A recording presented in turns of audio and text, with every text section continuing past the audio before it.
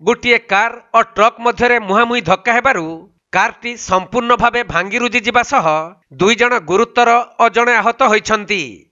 एपरी मर्मन्तुत सड़क दुर्घटना घटी रायगड़ा जिला 326 नंबर जातीय राजपथर पद्मपुर मुचुकीपदर छक निकटरे। मिलिथिबा सूचना अनुसार जितेन्द्र हांसदा तांको स्त्री पार्वती जेना और पुओ आर्यन कुमार एक कार जुगे दामनजोड़ी जाजपुर जाउथिले। तेबे मुचुकीपदर छक निकटरे विपरीत दिगरु आसुथुबा एक पानी बुझाई ट्रक सहित कार धक्का होइथिला। फलरे सेही कार रे थिबा स्वामी स्त्री गुरुतर हेबा सहित पुओ सामान्य आहत होइछन्ति।